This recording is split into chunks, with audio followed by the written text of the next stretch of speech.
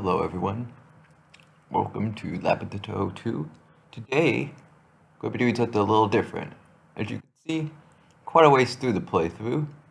Even though I haven't uploaded much of it, we're almost at the end of, well, the main story at least. So, today, I thought I would go over something a little different.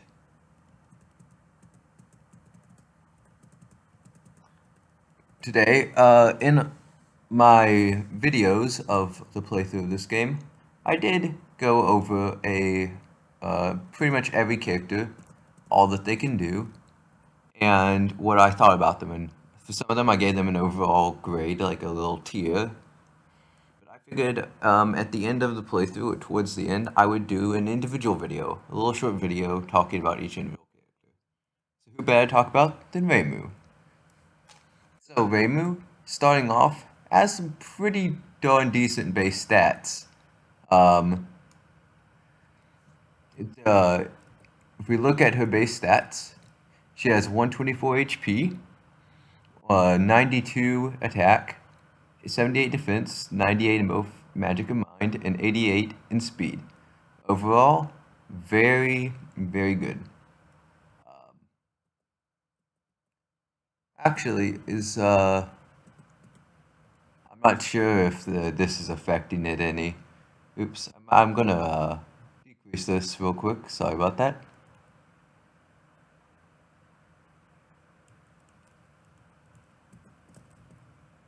All right. Okay, yeah, 124, 92, 78. Yep. As you can see, a base HP is 288 and 16 MP. So, and the growth rates on her stats are every level she gains about 12.4 HP. She gains 1 MP every 12 levels. Attack goes up by 9.2 every level. Defense by 7.8. Magic and Mind both by 9.8. And speed by 8.8. So, for the most part, it's a 10% growth on all stats, with the exception of MP, which is only 1 every 12, so it's a little bit less. Of course, evasion does not increase or decrease when going up, but instead, it just stays at a solid 8. As you can see, my attack is a little, my defense, HP, and mind are a little skewed due to the, points I put into them, so I'm sorry that, it's actually 96 base HP. And my defense base is going to be 43, mind base is 53, and then speed base is 103, I believe. As you can see here, her base resistances to status affinities are Poison 25, Paralysis 25, Heavy 25, Shock 25, Terror 50, Silence 50, Death 75, Debuff 50. Overall, those are some pretty meh resistances with the exception of Death. And that Death resistance can come in handy in certain scenarios. Her base TP is 16, her base HP recovery is 12, her base MP recovery is 3. Her elemental affinities are 110, 110, 110, 110 for fire, wind, cold, and nature. Her base mystic is 66. Base spirit is actually 180, but I do have it boosted a little bit. Base dark is 144, and base physical is actually 110, but again, I have it boosted a little bit. Actually, those are some pretty darn decent affinities, because she's only weak to mystic, and it's not even that massive of a weakness, and she's actually slightly resistant to most things, especially spirit. This is fairly good to have a spirit resistance early in the game, as I believe Yomu uses a spirit attack, but yeah, it's just good resistances overall, especially even later in the game. Those resistances will only get better, especially good dark resistance. Her library costs are rated on the wiki as a 43, with level up difficulty being a 52, which they rank as S and A, meaning that she levels up fairly quickly and also does not cost a lot to level up her stats in the library, which is why you can see I have plus 100 HP, plus 55 defense, plus 33 mind, plus 55 speed, because those are all fairly cheap to get. Now then, for her skills, we have, let's start with the active ones. We have Yin Yang Orb. This one is a single target spirit spell that is a composite attack.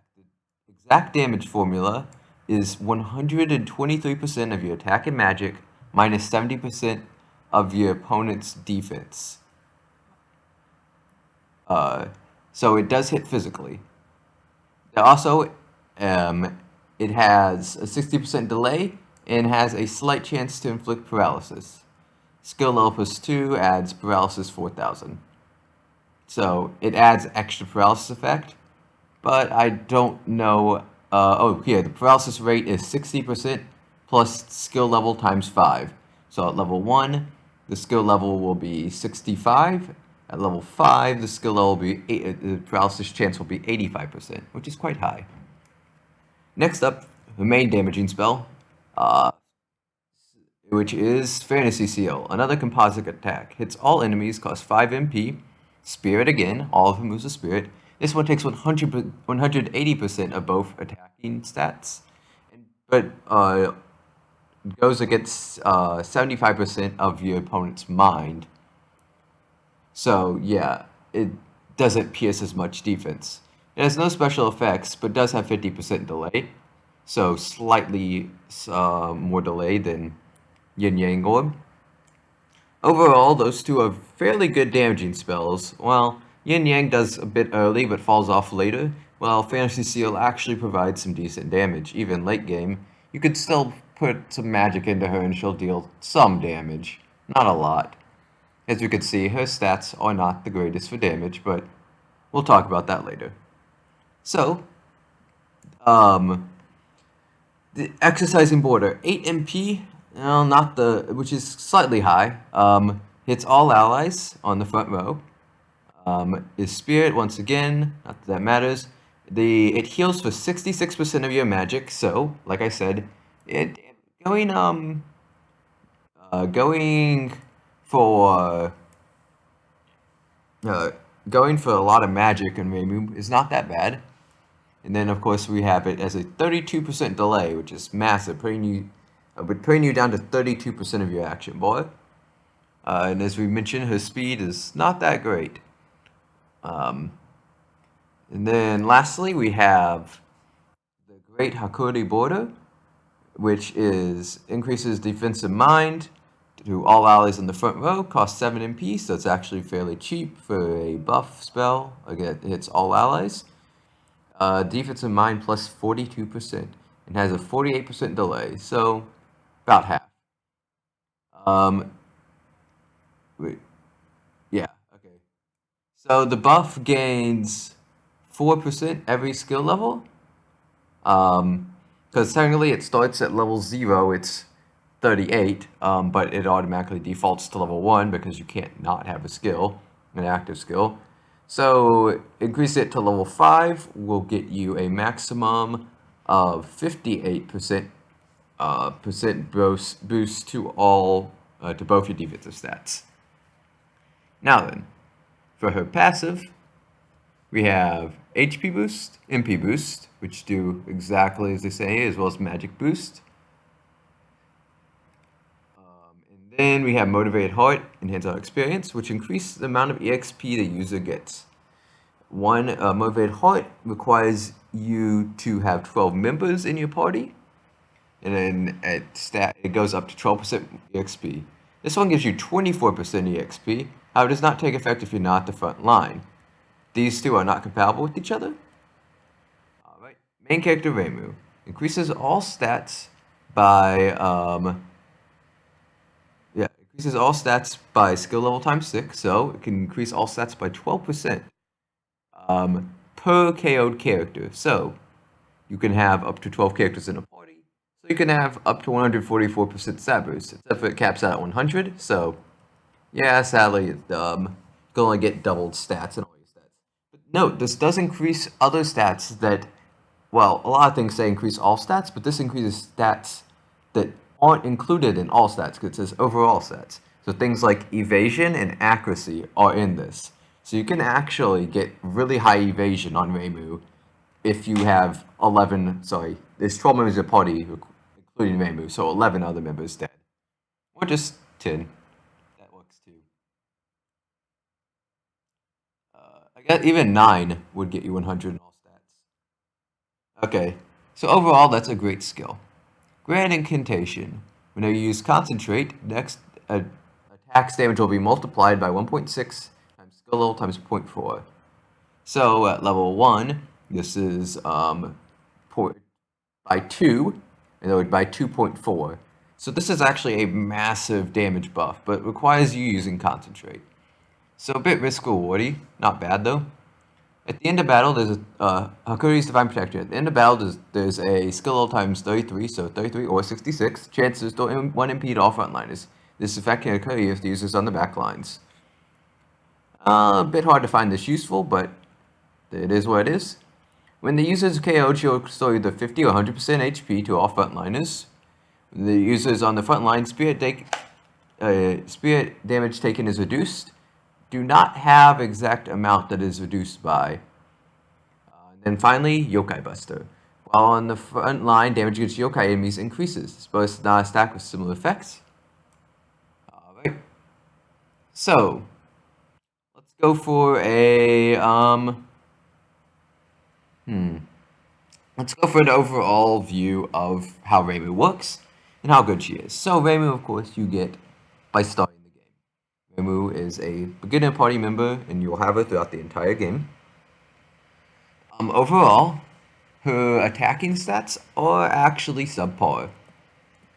She suffers from fairly weak attacks at 92, but yeah, slightly below average, with a 98 magic stat, compared to, say, 124 magic stat or 154 magic stat of other dedicated mages. However, what she lacks in stats, she makes up for, and well, actually her HP stat's great, she makes up for in her support. She has a great paralyzer against anything weak against paralyzation. She has a fairly good heal if you invest in magic, but overall you're probably going to be using her mostly for this. Great Hakuri Border is the best buff spell in pretty much the entire game, allowing you to run any sort of tanky strategy, which can allow some characters to take extra hits that they shouldn't be able to otherwise. And so, she's actually works as a great support, since that could be combined with Armored Yin Yang Orb against great spirit attackers such as, so I won't spoil it, but there's a lot of them out there, or at least a few of them. And Armored Yin Yang Orb actually, combined with Great Hakuri Barrier, allows you to take a lot of attacks that normally would chunk you out, making them do minimal damage. Damage against yokai enemies is actually quite situational and is almost never used, but it does have some benefits. Whereas Final Prayer is actually incredibly good and has gotten me out of many situations before, due to the fact that Reimu herself, normally as a support, is not too tanky, so if she goes down to a massive AoE attack, instead of everyone being very crippled by this AoE attack, they will all be healed back up to full, meaning Reimu is the only one hurt by the AoE attack. So you could think of it almost as Reimu sacrificing herself to protect everyone else from an attack. This is completely useless. Like I said it wasn't, it is. We won't even talk about that. This kind of indicates that you could use Reimu, but the fact that Concentrate takes so long means that this takes a big setup to use, and so sadly is not used much. I would like to see someone attempt to use it, though. I have not. I have not seriously attempted to use it, and when I have, it didn't work too well. Then finally, main character Reimu doesn't seem that great, but as I mentioned, increases her speed, evasion, accuracy, and damage. So this actually means that she heals more with exercising border. She can act more to get off a barrier quicker, and she doesn't die as easily, so she's more likely to actually get off these barriers and stick around longer for her Armored Yin Yang aura to keep going. So as a result, I would most likely run her with quite a bit of tankiness. While she is a great all-arounder, you could run something very similar with that would allow you to do a lot of damage, but overall, you could see even with quite a bit of magic boosting, she still has subpar magic compared to say HP and defense. But that's because we invested in defense.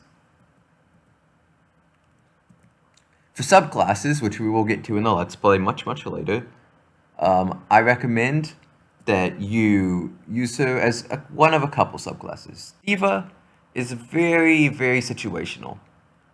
Strategist requires you to stay out for a very long time. As such, is not suited for her, since while main character reimu does allow for her to stick around longer, it is a very situational sort of thing because it requires you dying, having your other teammates killed, which normally is the opposite of what Mamie wants to do. Mamie wants to keep her teammates alive. And because of that, she's most likely going to be dying herself fairly quickly, getting off Final Prayer. As a result, you want to get the most out of her while she's still there. Even if she doesn't die, you want to get her into the back line so you can get someone else out after she gets her buff. Since the idea of most buffing characters is you get a buff out, then you switch them out for someone else. Herbalist helps with her buffs, since it gives her more buffs. Sadly, this suffers from the fact that you might have too many buffing moves on her and not know which ones to be using, or force you to spend too long buffing, and you don't have enough time to switch her out for like a character you'll damage. Situationally good if you have enough time to get all your buffs out, but oftentimes you'll find that you want to rush down a enemy as quick as possible, and if you try and get too many buffs off, then you'll run out of time and die while you're still trying to buff your party. Magician's okay, it gives you enough MP, however, reimu doesn't really suffer from a lack of MP, so it's not that great. And MP transfer isn't bad, but there are other characters that do this role better. I'm skipping past stuff like Transcendent and Toxologist that are completely useless on her. Same with Hexer. Well, not completely useless, but mostly useless. Very unoptimal. Enchanter, this is the main thing you want to do. As I mentioned, she excels at supporting her party. Her great Hakuri border is her bread and butter, and making it stronger is all the Enchanter does, and that's all you really need out of her. Healer, again, it makes her actually her exercising border actually heal quite a bit, especially if you put some magic investment in. So she's not bad as a healer. If you really need an AoE healer, there's some better options, but reimu will suffice in a pinch. Sorcerer, early game, this is great. Reimu does quite a bit of damage early game. Well, she deals decent damage. However, later in the game, you'll find that you have much stronger magic attackers. So, as a result, you probably won't be wanting to use this too much, since you will probably rather want to protect those attackers by being an enchanter or healer than being a sorcerer and being an attacker yourself. Warrior, yeah, her physical attack isn't that great. You could kind of run it because she has composite attacks, but I don't see the appeal in this, especially with her low base attack stat. Monk, once again, I'm not even going to talk about it. Guardian, sadly, reimu doesn't have a lot of tankiness. I did mention that she's an all-arounder, so she can tank everything decently well, but being able to tank one or two hits for things is okay. But you don't really care about her getting too much more. As I mentioned, she's an enchanter. She's a buffer. So she wants to buffer people and then get out. Being able to tank hits is not in her job description. Overall, I would recommend mostly putting all your points into HP, defense, and mind, depending on the boss. Depending on the fight that you want to prepare for. She functions rather well with a lot of characters and fits pretty much any team except for a very, very fast team that wants offensive power. But any team that wants healing or defensive buffs, which is most of them, she works incredibly well. As a result, I'm giving her the tier of S. Yeah, I was going to demote her down to A, but I still think that despite everything wrong with Reimu, which is her lack of any offensive presence whatsoever, and just overall how slow of a character she is, in both her actual speed and also, as I mentioned, she doesn't have offensive presence, making battles drag on longer because you're not dealing as much damage. But overall, while I don't use slow battle plans in my Let's Play, which is why I don't use them much, because let's face it, it's less interesting when I take an extra 10 minutes to play it slow and steady. Those strategies are often better. In fact, very few bosses can actually punish you for playing it slow and steady, instead reward you for taking your time and going through the boss with a more defensive approach. Which is why I think that she fits really well onto those teams, which are the best teams. So that's it for today. Next time, well, next time will probably be episode 2, but next time we'll be going over the next character on the list, Marisa Kirasami. Until then, see ya.